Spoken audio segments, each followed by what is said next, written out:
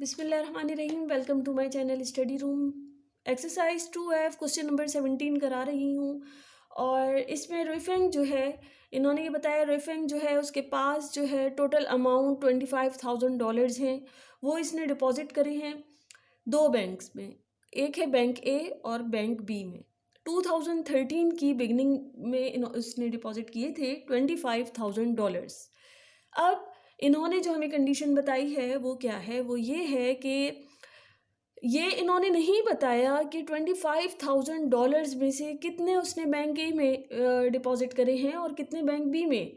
ये अमाउंट इन्होंने नहीं बताया है। इन्होंने सिर्फ ये बताया है कि टोटल उसके पास $25,000 थे, वो उसने बैंक ए और बैंक बी में उसने डिपॉजिट कराए हैं।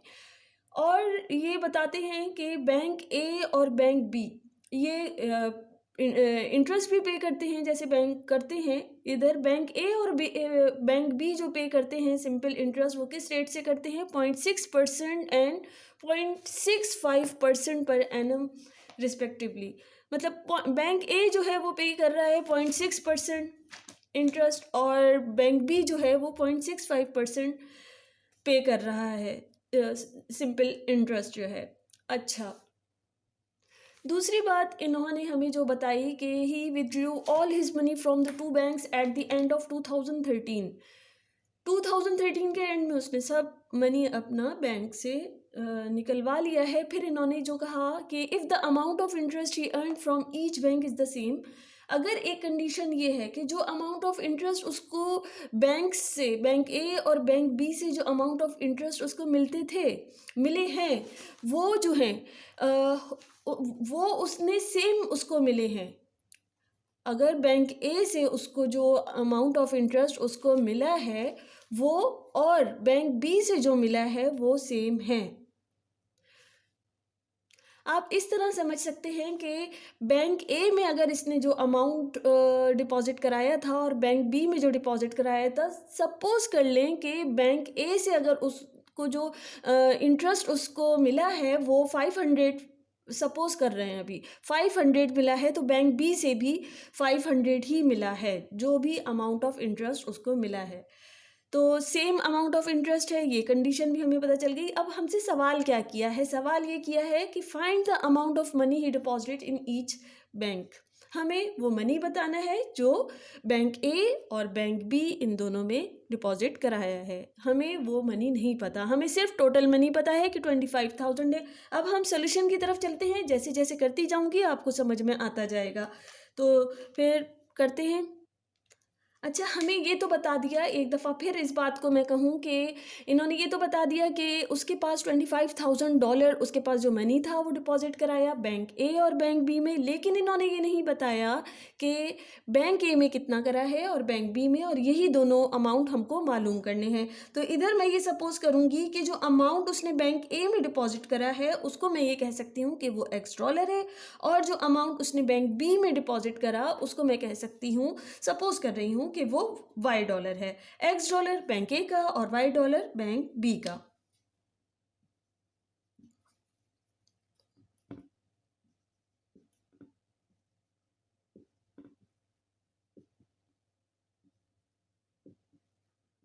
डिपॉजिटेड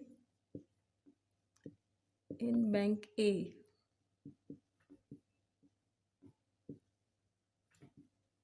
$X है।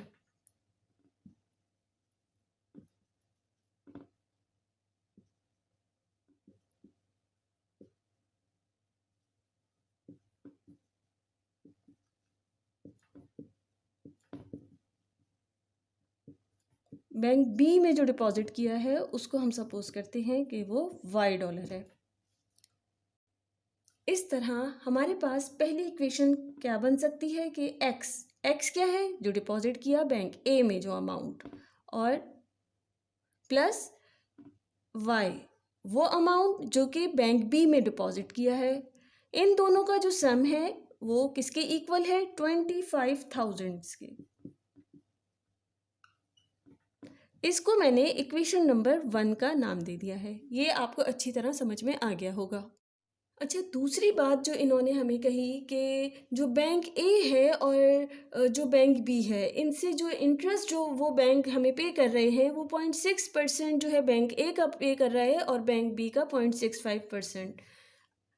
फिर ये हमें कह रहे हैं कि if the amount of interest he earn from each bank is the same. दूसरी भी इन्होंने ये कंडीशन बताई कि अमाउंट ऑफ इंटरेस्ट जो है वो अगर दोनों बैंक से जो अमाउंट आ रहा है, इंटरेस्ट आ रहा है, वो सेम है। तो दूसरी कंडीशन क्या बन सकती है?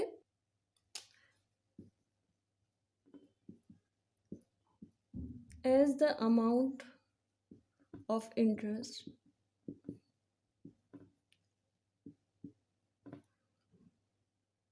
Is same.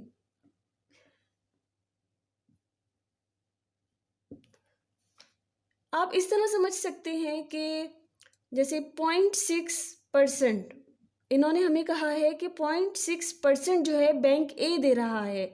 फिर हम कह सकते हैं कि इसको 0.6 इंटू एक्स, परसेंट का साइन भी आएगा, इज इक्वल टू, क्योंकि ये भी कहा इन्होंने कि अगर अमाउंट ऑफ इंटरेस्ट जो उसने अर्न किया है दोनों बैंकों से वो सेम है, तो बैंक ए और बैंक बी दोनों का जो अमाउंट ऑफ इंटरेस्ट है वो सेम है, तो हम इस तरह कह सकते हैं कि 0.6% of amount deposited in bank A is equal to 0.65%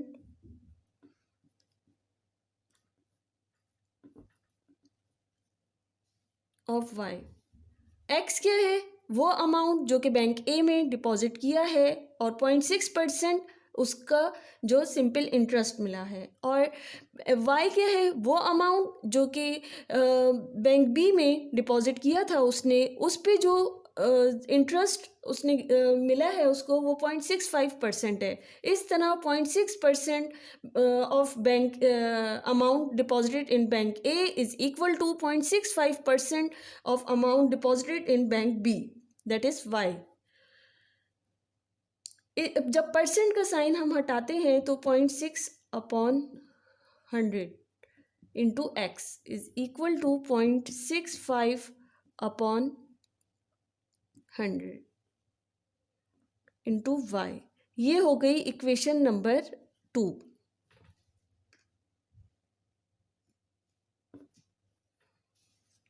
अब हमारे पास दो इक्वेशंस आ चुकी हैं और अब हम इनको सिंप्लीफाई करेंगे।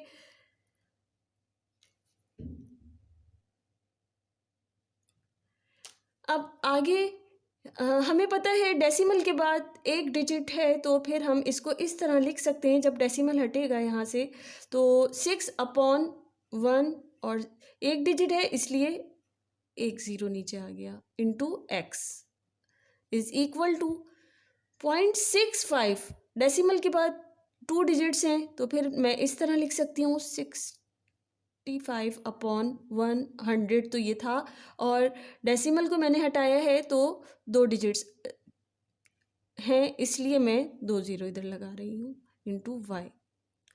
अब इसको आगे सॉल्व करेंगे। ये 10,000 इधर डिवाइड हो रहा है, इसको इधर भेजूंगी तो ये मल्टीप्लाई हो जाएगा इससे, इंटू एक्स, और ये 65y। ये 1000 से ये 1000 कट जाएंगे और 6 इंटू 10 ये 60 हो जाएगा, into X is equal to 65y। ये 60 जो है ये इससे मल्टीप्लाई हो रहा है, इधर भेजूंगी तो ये डिवाइड हो जाएगा। x is equal to 65/60 into Y. अब हम इसको कैंसिल करेंगे तो x की वैल्यू मेरे पास आ जाएगी, x इज इक्वल टू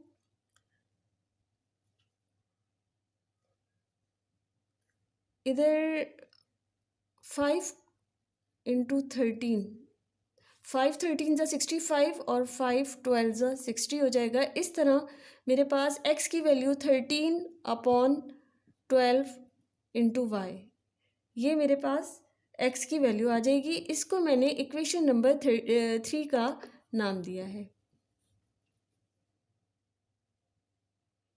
एक दफ़ा फिर मैं जो अभी तक करा है इसको आपको बता दूं कि जो बैंक में इसने डिपॉजिट किया था $25,000 इसने जमा कराए थे। दो बैंक्स हैं, बैंक ए और बैंक बी में, लेकिन ये नहीं बताया कि बैंक ए में कितना इसने डिपॉजिट करा है और बैंक बी में कितना। और यही हमारा क्वेश्चन है, इसका हमें अमाउंट बताना है कि बैंक ए में कितना डिपॉजिट किया है और बैंक बी में। मैंने इधर सपोज किया कि जो बैंक ए है उसको उधर जो अमाउंट डिपॉजिट किया है उसको सपोज कर लिया कि वो $X है। जो अमाउंट बैंक बी में डिपॉजिट किया है, the amount deposited in bank B, उसको मैंने सपोज किया कि वो $Y सपोज किया है। अब X plus Y, amount deposited in bank A plus amount deposited in bank B is equal to 25,000। ये इक्वेशन नंबर 1 का नाम दिया है। फिर दूसरी बात इन्होंने हमें ये समझाई है कि बैंक जो पे करता है सिंपल इंटरेस्ट, जो बैंक ए पे करता है वो कितना है 0.6%। बैंक ए जो पे करता है इंटरेस्ट वो कितना है 0.6%, और बैंक बी कितना करता है 0.65% उसको मनी जो सिंपल इंटरेस्ट है वो उसको पे करता है। अब इन्होंने एक और कंडीशन हमें बताई कि उसको जो जब उसने मनी निकाल लिया उस 2013 के एंड में, और उसको जो मिला है जो उसको इंटरेस्ट मिला है, ये अगर कहते हैं कि अगर वो सेम है, जो मनी बैंक ए और बैंक बी से उसने निकाला 2013 के एंड में, तो जो अमाउंट ऑफ इंटरेस्ट उसको मिला, तो अगर वो दोनों इक्वल हैं, बैंक ए से जो निकाला उसका जो इंटरेस्ट है वो, और बैंक बी से, तो इसलिए हम कहते हैं अमाउंट ऑफ इंटरेस्ट जो है दोनों बैंक से जो मिले उसको वो दोनों सेम है। तो मैं इस तरह कह सकती हूँ 0.6% ऑफ बैंक ए में जो डिपॉजिट किया था into X is equal to 0.6% into X is equal to 0.65% into Y. X और वाई वो हैं जो कि अमाउंट डिपॉजिट किया है। अब इस तरह जो परसेंटेज का साइन हटाया है तो डिवाइडेड बाय 100 हो गया है, और फिर डेसिमल साइन हटाया तो फिर मैंने इसको आगे से सॉल्व कर लिया है। फिर जो x की वैल्यू आई, दो वेरिएबल्स हैं, एक वेरिएबल को मैंने सेपरेट कर लिया, अलग अलग कर लिए हैं, x की वैल्यू निकाल के मैंने इक्वेशन नंबर 3 का नाम दिया है। अब क्या करेंगे, अब सब्सटीट्यूट कर दूंगी मैं इस x की वैल्यू को इक्वेशन नंबर 1 में। ये जो वैल्यू है मेरे पास x is equal to 13/12 into Y, ये थी मेरी इक्वेशन नंबर 3। इसको मैं सब्सटीट्यूट करूंगी इक्वेशन नंबर 1 में। इक्वेशन 1 क्या थी, x plus Y is equal to 25,000। x कितना है 13/12 into Y plus Y is equal to 25,000। इधर मैं एलसीएम ले लूँगी और 12 एलसीएम आएगा, इधर 13y plus 12y is equal to 25,000। इन दोनों को मैंने प्लस किया तो मेरे पास आ जाएगा 25y। ये 12 इधर डिवाइड हो रहा है, इधर जाएगा तो मल्टीप्लाई हो जाएगा 12 इंटू 25,000, और ये मेरे पास वैल्यू आ जाएगी 300,000। 25y, y को सेपरेट किया है, 25 इधर डिवाइड मल्टीप्लाई हो रहा है, इधर भेजेंगे तो ये हो जाएगा डिवाइड 300,000 अपॉन 25। और इस तरह मेरे पास जो कैंसिल करने के बाद वैल्यू आएगी वो मेरे पास क्या आ जाएगी, वो आ रही है 12,000।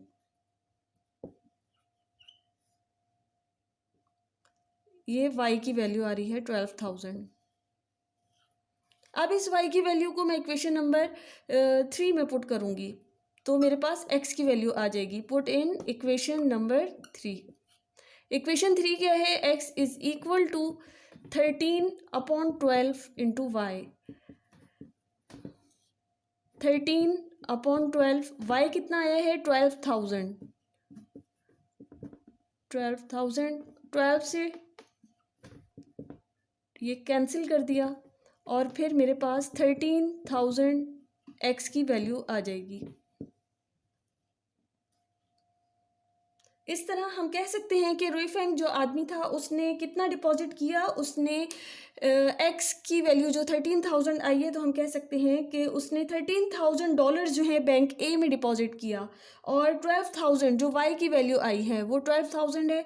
तो हम कह सकते हैं कि उसने बैंक बी में जो डिपॉजिट किया वो $12,000 उसने डिपॉजिट किया था बैंक बी में। क्यों? क्योंकि एक्स को हमने सपोज किया था कि ये वो अमाउंट है, एक्स जो है वो अमाउंट है जो कि बैंक ए में डिपॉजिट किया, ये मैंने सपोज कर लिया था कि वो $X है, और बैंक बी में जो अमाउंट डिपॉजिट किया गया था उसको मैंने सपोज किया था कि वो $Y है। तो इस तरह हम रिजल्ट में लिख सकते हैं कि रुई Feng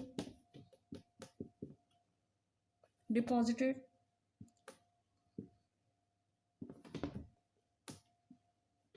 $13,000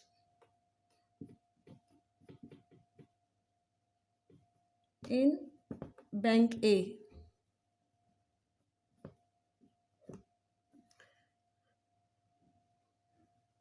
and $12,000 in bank B.